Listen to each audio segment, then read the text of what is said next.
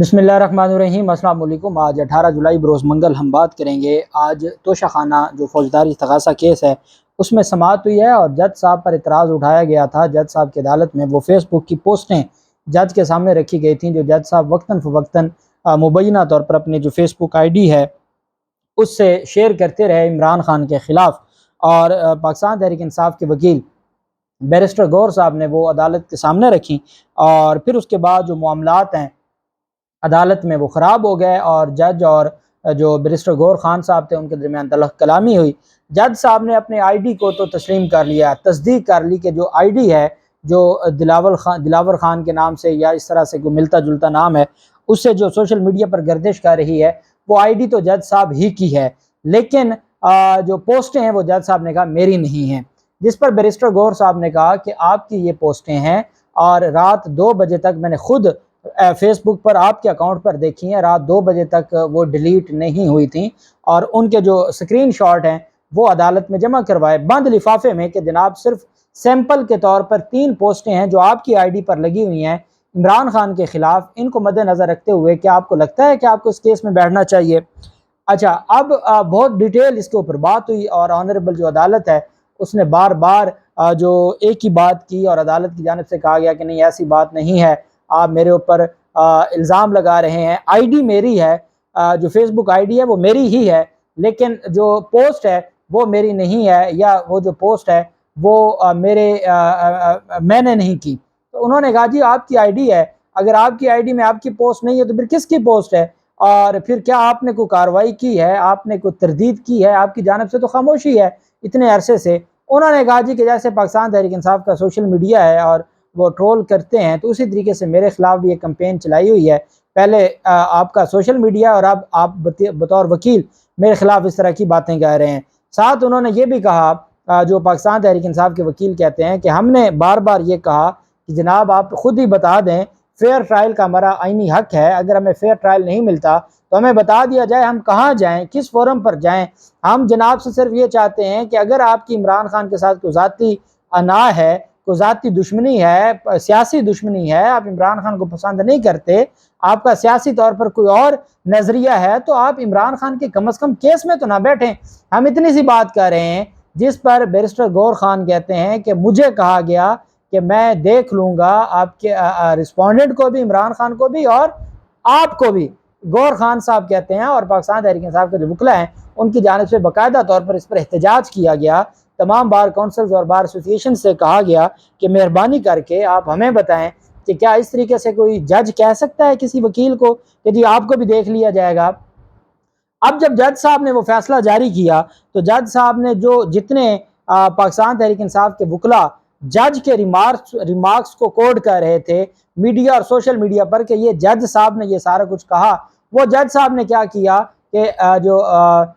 दूसरी जानिब election commission के वकील हैं अमजद परवेज साहब, उनके दलाइल में डाल दिया कि जो इतराज़ात या जो रिमार्क्स जज साहब ने दिए थे जिन पर इतराज़ पाकिस्तान तहरीक इंसाफ के वकला कर रहे थे कि जज को ये बात नहीं करनी चाहिए थी, जज साहब ने वो तमाम दलाइल के खाते में डाल दिया कि ये इलेक्शन कमीशन के वकील के ये दलाइल थे, इलेक्शन कमीशन का वकील ये कह रहा था।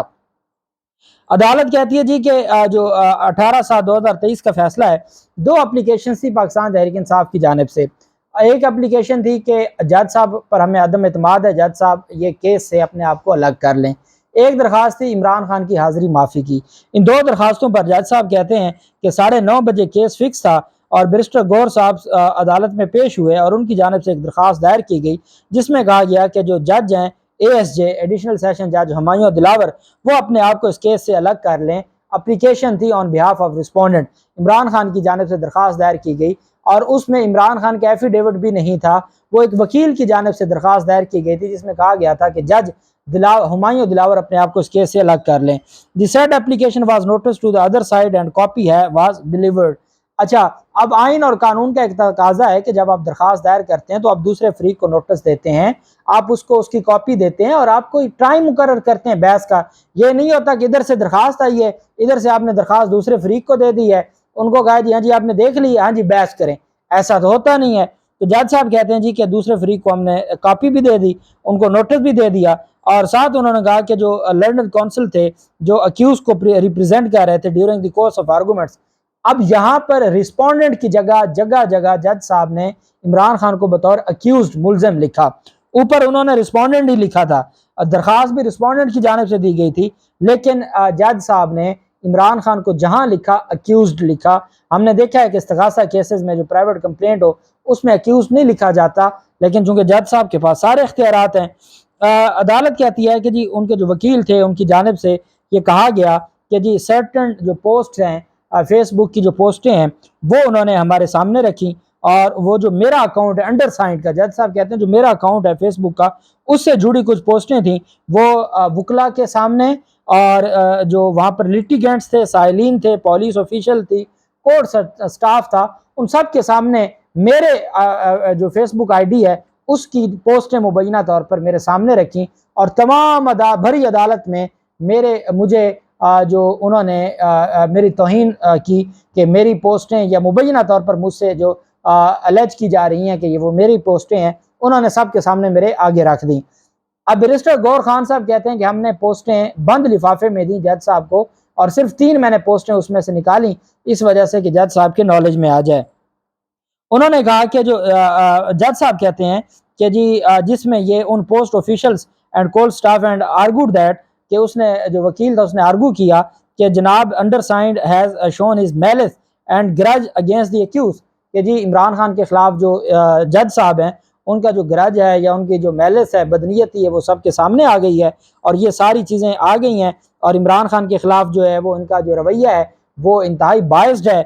وہ ہیٹریڈ پر نفرت امیز ہے اور توہین امیز ہے، اس وجہ سے جج صاحب کو اپنے آپ کو کیس سے الگ کر لینا چاہیے۔ دوسری جانب اب یہ تھے درخواست گزار کی 4 لائنوں کے دلائل، اب آگے الیکشن کمیشن کے جو وکیل امجد پرویز صاحب تھے ان کے دلائل میں پھر اپنا سارا انہوں نے اپنے ریمارکس کو بھی اس میں جوڑ دیا۔ کہتے ہیں دوسری جانب جو وکیل تھے الیکشن کمیشن کے انہوں نے کہا جی کہ یہ جو درخواست ہے یہ ناقابل سماعت ہے، اور یہ کئی دنوں سے پاکستان تحریک انصاف اس طرح کی ٹرولنگ کر رہی ہے، اور اب ان کے جو وکیل ہیں وہ اس طرح کی چیزیں لے کر آئے ہیں۔ انہوں نے پہلے اسلام آباد ہائی کورٹ میں جج ہمایوں دلاور کے خلاف ایک درخواست دائر کی ہوئی ہے، اور وہ معاملہ اسلام آباد ہائی کورٹ میں پینڈنگ ہے۔ چونکہ وہ معاملہ اسلام آباد ہائی کورٹ میں پینڈنگ ہے، اگر ان کو لگتا ہے ان کے پاس کوئی نئی ایویڈنس آ گئی ہے تو ان کو سی ایم فائل کر کے سول مسلینیس اپلیکیشن متفرق درخواست دائر کر کے وہاں پیش کرنی چاہیے اسلام آباد ہائی کورٹ میں۔ اس جج کی عدالت میں یہ ساری چیزیں نہیں دینی چاہیے تھیں، اور یہ جو درخواست دی گئی ہے یہ بالکل غلط ہے اور اس کے خلاف کارروائی ہونی چاہیے۔ جج صاحب نے کہا جی کہ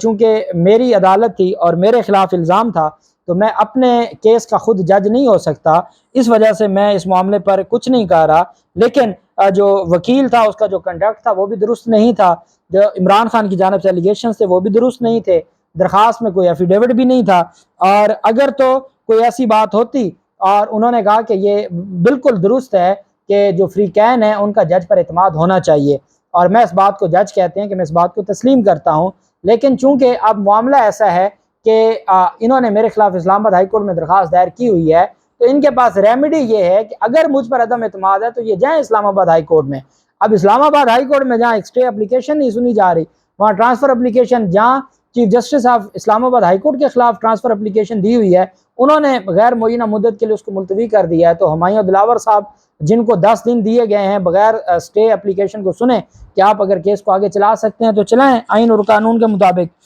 اب جج صاحب کہتے ہیں جی کہ جو لرنڈ کونسل تھے انہوں نے جو ان کا بات تھی وہ جو ان کا طریقہ کار تھا وہ درست نہیں تھا، انہوں نے جو ایتھکس ہیں ان کی خلاف ورزی کی ہے، اور ان کو اس طریقے سے ڈسپلے نہیں کرنی چاہیے تھی سب کے سامنے، سائلین بھی موجود تھے اور باقی لوگ بھی موجود تھے، ان سب کے سامنے یہ پوسٹیں نہیں سامنے لانی چاہیے تھیں۔ اس وجہ سے عدالت یہ سمجھتی ہے کہ جو فیس بک آئی ڈی ہے وہ تو میری ہے، لیکن جو مبینہ طور پر پوسٹیں ہیں وہ میری نہیں ہیں۔ To my humble view, this approach of the learned counsel of the accused, who is a barrister, is not a proper conviction. The conduct of the learned counsel was, however, against the legal ethics. کہ جو barrister گوہر ہے اس کا جو conduct تھا وہ بھی اخلاقیات سے عاری تھا، جو لیگل ایتھکس ہیں ان کے خلاف تھا، اور ان کی جانب سے جو الزام لگایا گیا وہ درست نہیں ہے۔ انہوں نے کہا ان چیزوں کو مد نظر رکھتے ہوئے کیونکہ معاملہ اسلام آباد ہائی کورٹ میں پہلے ہی پینڈنگ ہے، میرے خلاف ان کی درخواست اسلام آباد ہائی کورٹ میں پینڈنگ ہے، تو میں یہ سمجھتا ہوں کہ چونکہ معاملہ اسلام آباد ہائی کورٹ میں سب جوڈیس ہے تو میں اس درخواست پر کوئی فیصلہ نہیں لے سکتا۔ جو مجھے کہا جا رہا ہے کہ مجھ پر عدم اعتماد ہے اور میں اپنے آپ کو کیس سے الگ کر لوں، میں اپنے آپ کو کیس سے الگ نہیں کہہ رہا، میں اس درخواست کو ڈسمس کر رہا ہوں، اگر ان کو لگتا ہے کہ میں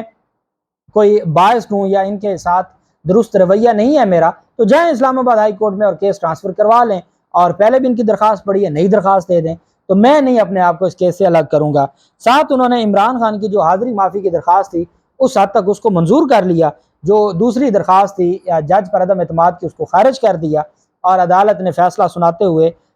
پرسوں کے لیے 20 جولائی کے لیے عمران خان کو دوبارہ طلب کر لیا کہ جی 20 جولائی کو گواہان بھی آ جائیں اور عمران خان بھی آ جائیں، اور 20 جولائی کو ہر صورت میں ہم ٹرائل کریں گے۔ اب جو عمران خان کی درخواست تھی، ایک بشرا بیگم کی درخواست تھی، جج جو غلام عباس سپرا تھے جن کے پاس 6 ضمانت کی درخواستیں ہیں، ان کے خلاف جو ٹرانسفر اپلیکیشن تھی وہ بھی اب کل کے لیے سماعت کے لیے مقرر ہو گئی ہے۔ آج پھر عامر فاروق صاحب نے نہیں سنی، اب کل ان کی سماعت میں عدالت میں مقرر ہو گئی ہیں، آبجیکشن ختم ہو گیا ہے، کیس نمبر لگ گیا ہے، توشہ خانہ کی جو کیس ہے اس میں کل جو عامر فاروق صاحب ہیں وہ اسٹے آرڈر دیتے ہیں نہیں دیتے، وہ جو ہمایوں دلاور کے خلاف ٹرانسفر اپلیکیشن ہے اس کو سنتے ہیں نہیں سنتے، غلام عباس سپرا ایڈیشنل سیشن جج ان کے خلاف ٹی اے جو ٹرانسفر اپلیکیشن ہے اس کو سنتے ہیں یا نہیں سنتے، جو بھی تفصیلات ہوں گی آپ کے ساتھ شیئر کرتے رہیں گے۔ اللہ پاک پاکستان کامیاب ناصر ہو۔ بہت شکریہ۔ اللہ حافظ۔ پاکستان زندہ باد۔